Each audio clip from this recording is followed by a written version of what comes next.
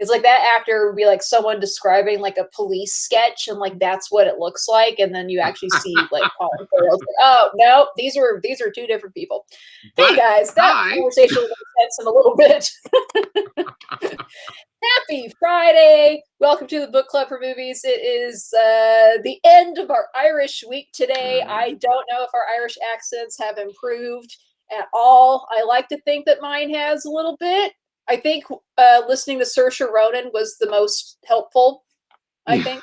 I was trying to get an accent down. I remember we were talking about this before, how there was somebody on Drag Race who was playing a character who was supposed to be Russian in some like little, acting challenge thing that they'd made. And Anne Hathaway was like, the person was saying like, what should I do? I'm struggling with this accent. And Anne Hathaway said her advice was, well, do you know anybody who is Russian, who speaks with that accent? When you're playing your character, imagine you're impersonating your friend that you know who speaks like that. Instead of thinking about the accent, then suddenly you're not thinking about trying to make the accent happen. So now you have Saoirse Ronan in Brooklyn. If you need to do an Irish accent, you're like, okay, I'm going to try to be Saoirse Ronan in Brooklyn as I'm speaking. It helps me to think of Colin Farrell a lot too. I mean, it always helps me to think of Colin Farrell, but he's someone. It's like I will always know what his voice sounds like in his normal accent. Yes, but it inspires other feelings. It could be distracting. Like you get a little hot under the collar trying to imagine Colin Farrell for a character. We imagine him for different reasons. I'm like, I have a sex scene coming up. Colin. I always want to imagine Colin Farrell. But yes, it would be lovely to think that our Irish accents will have improved. But I just am happy that we got to watch all these films about different parts of Irish culture and people, and I have actually really enjoyed this, and sad that it's just this 1 week and we can't keep going further. Well, we can always just throw in some Irish films at some point. Yeah, I mean, I think we've covered a good amount, but this is by no means all of Irish history or folklore or I would say actors, because again, there's just been a lot of yeah. Yes. Oh, I see someone here is hello, Andres. Andres is excited for today's movie. For today's movie that we will get to. We'll get to that. We will be talking about Frank for our final Irish film of the week. But before that, yesterday for our fantasy genre Thursdays this month, we talked about The Secret of Roan Inish, Island of the Seals. And neither one of us had seen this movie. We talked yesterday about how it took us a little while to pick out exactly which, hello, Crystal, exactly which Irish fantasy film to choose from. And this one really piqued our interest, and it was delightful.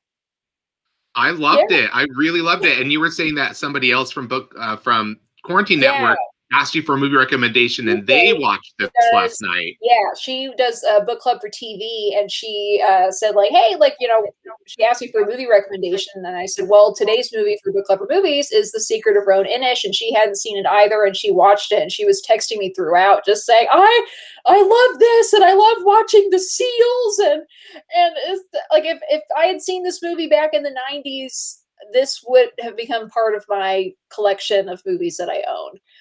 And I was pleasantly surprised by this. I mean, it was just like a very nice, wholesome film. I mean, it's rated G. Yeah.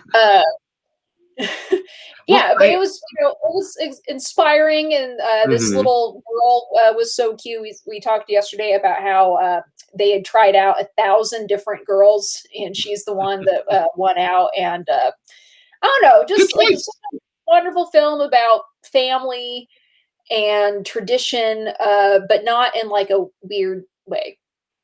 Right. I loved the folklore and mythology elements of the story, and like that it's like more a part of life, like people actually believe this, and it's a part of their lives to believe this.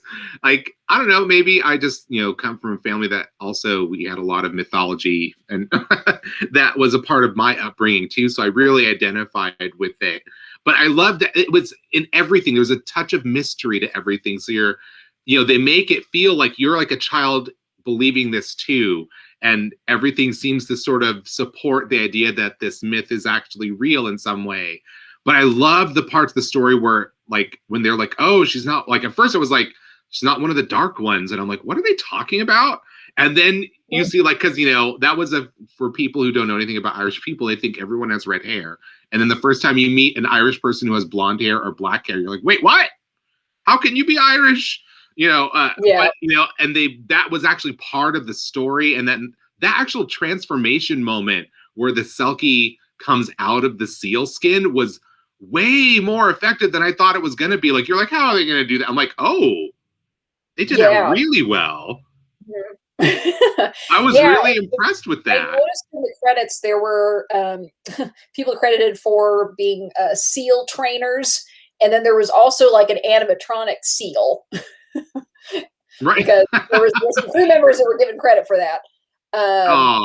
But visually, isn't it just great? Like, this is like the very picture of like Irish mysticism on screen. Yeah, I think this is, and we got a little bit of scenery in Brooklyn when she went back to Ireland and was, realizing how beautiful the beach is, and we saw the green and things like that. But so far, this has been, I think, the film this week to just really show the beautiful landscape of Ireland and all these little islands, like Roan Inish.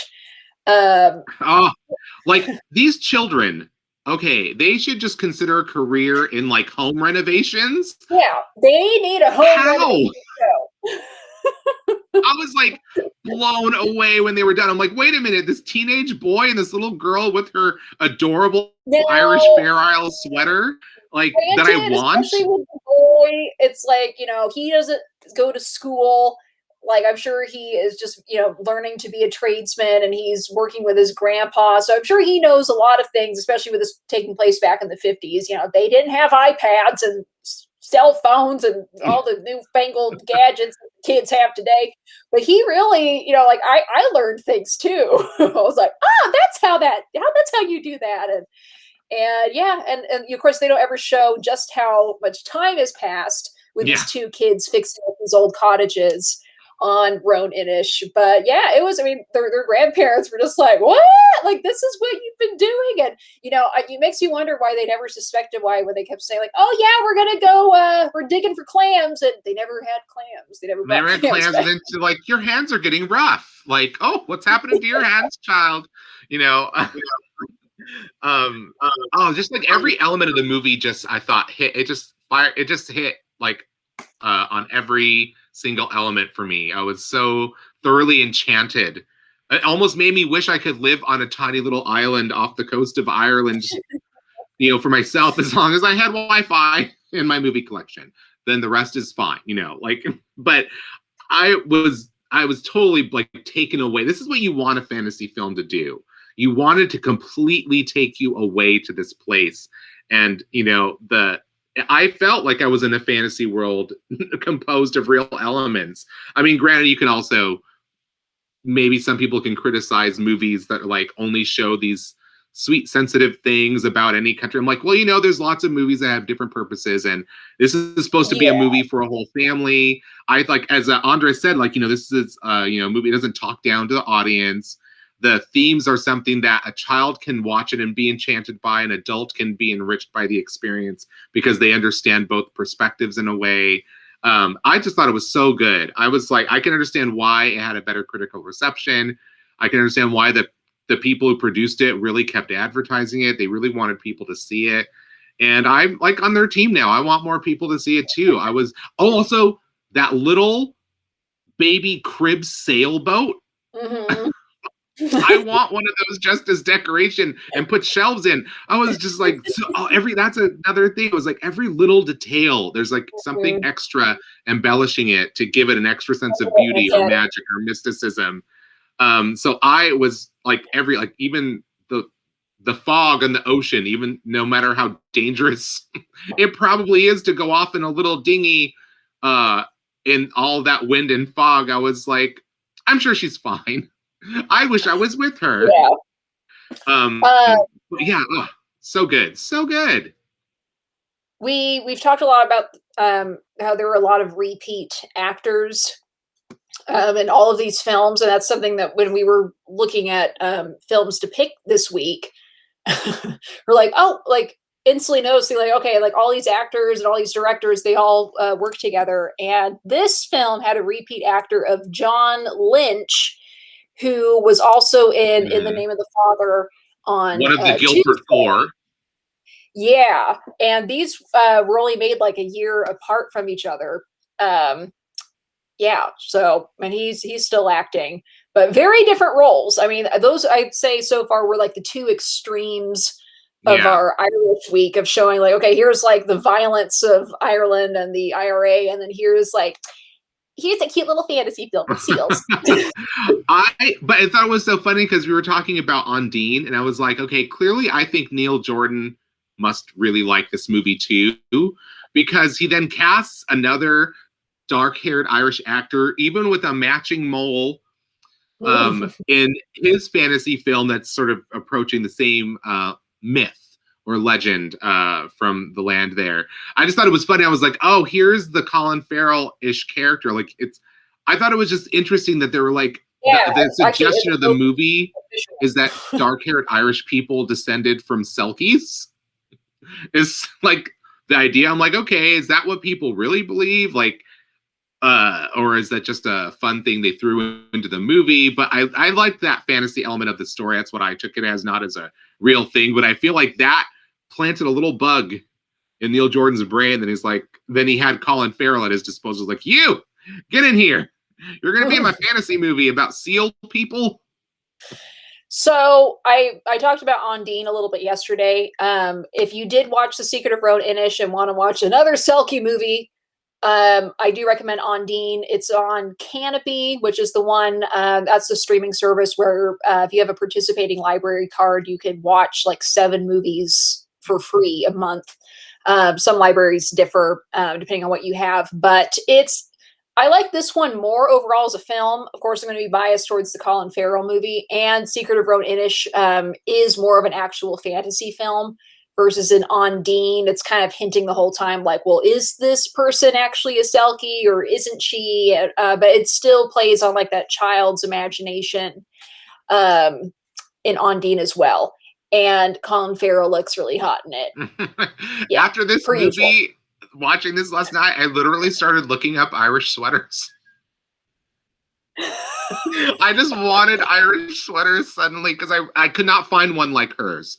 That adorable Fair Isle cardigan that she has in this poster. It is cute. That's a super cute sweater. I just wanted it so badly, and I'm like, and then I forgot. I'm like, oh yeah, because Irish, like, you know, they're all like cable knit, really thick, durable sweaters, you know, because those seasides look freezing cold. Like, I would never go to the beach in a bathing suit in Ireland. I don't know why. I know, that's the thing. All these, like, in Brooklyn, and then this, and then if you watch Undine, there's a lot of things where they actually get in that water. I'm like, are you crazy? Like, I live in California, and I don't get in the water here. It's like, we have cold unless I'm water. like, okay, we have warm weather. If you lived in LA, water. It's not the Atlantic Ocean. Like, right. But if you lived in LA where it's super hot, probably would feel okay to go into some cold water. But usually I don't like going into actually swimming in the ocean anymore because it's just too cold on this side of the country. But I would love to walk the Irish seaside in one of those thick sweaters. And listen to a beautiful Irish man tell me tales of the Selkie as we then find a secluded cottage on a little isle off the coast that we can build a fire in. Doesn't that just sound, it sounds great. I don't know if that's quite the world we're entering with today's movie, but I may actually buy this movie to have it in my collection to show other people, even though it's free to stream everywhere. I think if I see a cheap copy of it, I think I might add this one too. Yeah, it was really cute. Yeah, like great work. And John Sayles, because John Sayles' movies are also not usually this charming.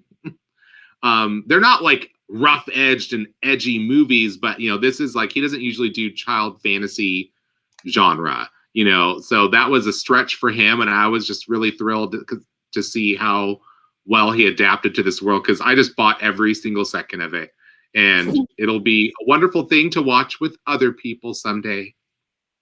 It will. It will. Well, if you didn't get a chance to see it, it's on Prime. It's on IMDb TV. It's on Canopy. It might be on YouTube TV. I didn't double check that. But plenty of places to watch it. And if you wanted to watch Ondine, that is on Canopy right now. Well, Luke is like, I watched Ondine last night. What movie is this? Trying to be sassy. You better have watched Secret of Roan Inish. Watch Secret of Roan Inish. The Secret of Roan Inish. Isle of the Seals. We'll go there. It's on my bucket list now. Let's see if there's a real little island of seals in Ireland that we can visit. Yeah, and the seals were I love seals and just like hopping. Like, I don't understand how their bodies work. When they pop up out of the water? They're out of water, yeah. Oh my God, there's so many, like that, every time that happened, it just like gave you a little, oh, how cute kind of moment. I'm like, lovely, just lovely, lovely work. Highly recommended this last film. But what are we watching tonight, Amy?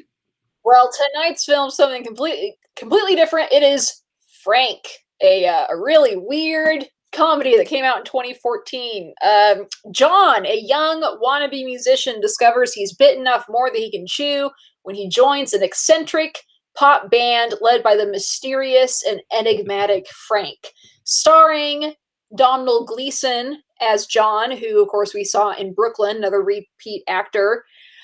Scoot McNairy, who I really, really like. Maggie Gyllenhaal is in it. And my absolute favorite, with the exception of Colin Farrell, Michael Fassbender plays Frank. And for, I'd say, 90% of this movie, Michael Fassbender is wearing this big old Frank head on his face. So we don't get to see his beautiful face. Well, you do at one point, but not for most of the movie. No. What about his beautiful body? Yeah, I saw this movie for Michael Fassbender. I think I'd heard about it, and then at the same time, I also, like, Scoot McNairy had come onto my radar, and I was really inspired by his acting. I think he's really awesome too. And so this was like, Michael Fassbender and Scoot McNairy are in a movie together. I've got to see this film. This movie premiered at Sundance, and when audiences went to see it, they were all given masks like this Frank head. So I hope there's like a an actual head or just audience. I don't know, because otherwise, and then I was reading. So Michael Fassbender, he was only able to see out of like the side. There were kind of like some little vents, but he couldn't. I don't know. He didn't have a lot of vision with this. This movie, there's this one fun review. It says, this is someone from The Guardian said, Frank works as satire, as memoir, as comedy bromance, but it works mostly because it is just so weird. Well, that explains it. Although this movie was picked for Irish Week and has some Irish actors, it should be noted that Michael Fassbender plays an American and Domhnall Gleeson plays an Englishman.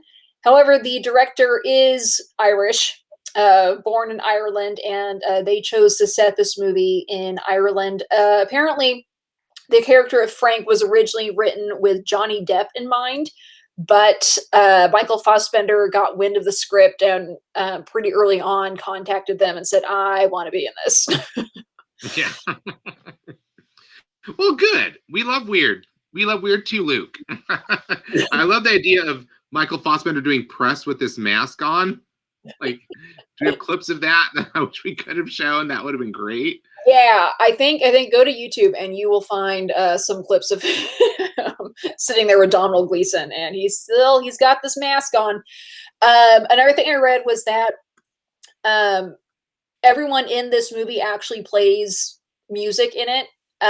So everything here and you know, everyone does their own musicianship in this. Yeah, but this movie, I don't know anyone who doesn't like this movie. This has had mostly really positive reviews. Also, the character of Frank, was inspired by Frank Sidebottom, who was the comic persona of Chris Seavey, who was an English musician and comedian. Yeah. Oh, Crystal Sins reminds her of Scary Pinocchio face. Didn't you see this in theaters when it came out originally? Did it come out while you were at Berkeley? No, this came out in 2014, so we Oh, had graduated right at that after. point. No, I think I ended up seeing this, streaming it, or maybe I got a Netflix DVD of it or something. Yeah, but otherwise, I've only seen it once, so I wish I can give a little more info, on it, but Oh, it's gonna look, be we have somebody who is an agent for some of the actors in this movie. It filmed in New Mexico? They did. There's a scene where this band is supposed to be going to South by Southwest, but they actually ended up filming in Albuquerque. So that Aha! would explain it. Wow. That would Well, explain it. thanks for that little tidbit, Carissa Mitchell here. I'm an agent. Wow.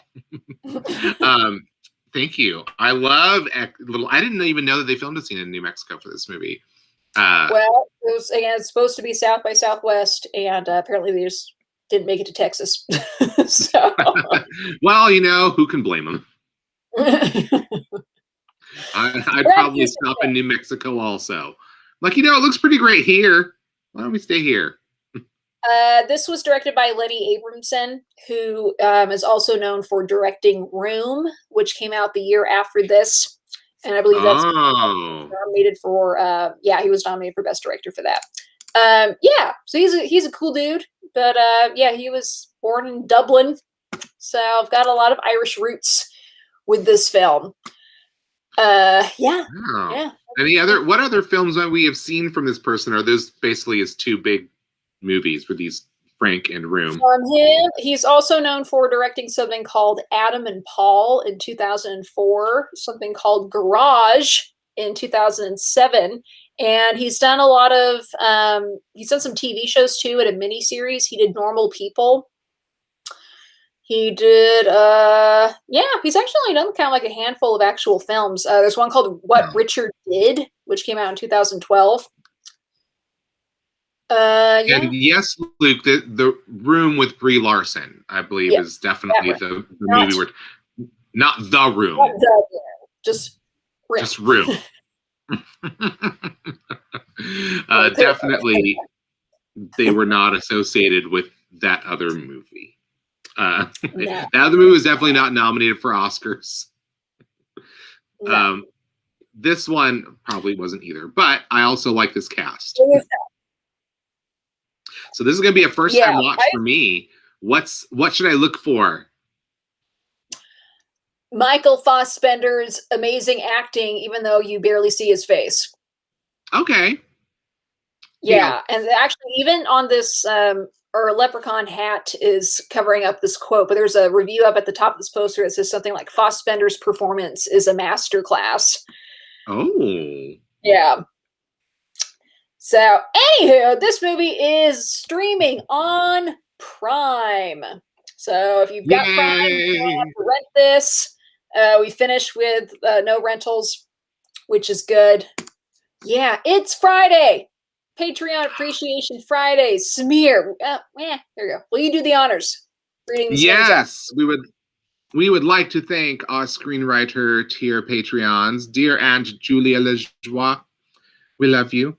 And my dear friend Crystal Maya, who not only is a screenwriter Patreon, but also bought some of our merch as well. That was awesome. I can't wait to see you in it. I'll get something so we can work together. Then all our theater people will be like, what the hell are you doing? But I love it. So I'm going to actually be getting some shortly as well. And of course, thank you to our production assistants, Nicole Flax Tatlock, Andres Gallego, who was lovely to have you in here again today, and Donna Robinson, and our dear Walter Murray, who's officially day player, unofficially screenwriter as well. And they've all been giving us really good choices for movies. Excited for the next month to come with the choices that have been submitted. I think I can't wait to reveal our calendar to all of you. We'll confirm it at the end of the month. We're just waiting for a couple more bits of hopefuls or schedule that may become available. But yeah, it's going to be fun. And we love all of you for helping make this show possible for us without having to spend too much more money to run the service that we host the show on. And of course, streaming subscriptions and costumes every now and then, which we may see some. Costume budget is just through the roof. Yeah. Well, Amy's wig collection, I mean. I should add, this is something that Samir and I decided yesterday. We've been talking for a while about whether we were going to continue through or after April or not. And we have good news and bad news. The good news is that we have decided to go through May. We're going to be kind of taking it month to month. The bad news, or maybe not so bad, I don't know, is that we're going to be doing it 3 days a week instead of 5. We've decided to do it Monday, Wednesday, Friday. But we are still going to be on here in May as of now. And yeah. And we'll we have some fun plans for that, fun ideas for that too. We do. Our movies may test you a little more that month. Yeah. You might be glad that we've dropped down to 3 days a week at that point. I can't take it. Yeah, we've got. It's going to be a month of no. I won't even say it. No. Yeah, we've got some crazy surprise. Yes. Mayor. I know, Crystal. I just like saying Meyer. I know it's not an Meyer, it's May, so it's Mayor. Mayor, Crystal Mayor. Wonders is very happy we're going to keep going through May. Yeah, I know, right? As times are changing, as things change for Samir and I don't know. We think going down to 3 days a week, starting in May, will be good, but not April. April's going to be jam packed of things. You'll see. There's a lot. There's a lot of films to get through. Yeah. But we really, really appreciate the Patreons, and thank you guys. And if you want to be a Patreon yourself, I put the link in the comments. And if you're interested in some of our merchandising, the link for that is also in the comments. I just got my, I should have shown it. I have a little refrigerator magnet that has our logo that came out super cute. Yeah. I got that the other day. Yeah, so they're very cute. But for this weekend, please watch Frank. Again, this is available streaming on Prime. On Monday, we are going to be talking about Mr. Danny Glover, who we saw a glimpse of in last month's pick, The Color Purple. And we realized, we're like, this is an actor who's been acting for decades, and he's gotten no acknowledgement for how good of an actor he is. And so he's going to get his own day. He's going to get his own day on Monday. Look! Someone who did costumes for Frank is also joining us today. Someone else from New Mexico? Oh, I'm loving this. Yeah, right? I'm like, this is so cool. And was it Carissa? Yeah, Ara and Carissa. Do you guys know each other? Yeah. That's so cool. Both helped bring this film into reality. So clearly the people who worked on it have seemed to have enjoyed the experience enough to join us today to share that. So thank you so much. It's really cool to have people who worked on a film just pop in to say hello while we're talking about it. That's just awesome. We want dirty details about it. Our PMs are open. DMs. Yes. DMs, PMs, what do we call them now? I don't even know anymore. I think it's DM. Or inbox me. Which that's not a verb, okay? And I don't like the sound of that either. So. No. Well, another fun thing that's exciting for me this weekend is that tomorrow I'm going to a movie theater. Because we've now finally gotten enough people. So starting today in at least in the San Diego area, I think we're doing it county by county in California, but movie theaters are allowed to open at a very limited capacity. I think it's only 15%. And I'm going with my dad tomorrow, who we normally are he's my movie date And we're going to be seeing Sound of Metal, which that is streaming on Prime right now, but I really wanted to go see that one because I thought that especially the sound in it would be interesting, and I wanted to experience it on a movie theater sound system. And I'm hoping to see some of the other Oscar nominated films while the movie theaters are open. But I'm really excited because I haven't seen a movie since I was showing Samir yesterday. I saved my movie ticket stubs. I haven't seen a movie in theaters since last March 1st. So March 1st of 2020. And that was Knives Out. So I thought that was a great choice because I love that movie. And look, Aura says that Michael was hilarious when they worked together on the film. Of course he was. Of course he was. He's perfect. He touched me once on my shoulder. Oh. It was at a bar. I was standing next to the pool table and he was playing. And he was like, "Oh, I'm so sorry, darling." To be your shoulder for that moment. Like, he didn't just like tell me to move. He like actually put his hand on my shoulder and was like, "Oh, I'm sorry, I need to make my shot. Can you step aside for a moment?" Like in his lovely accent. I'm like, yeah. Like, oh, I'm sorry. Yes, I can stand aside. Yeah. But yes, you'll get to write that today.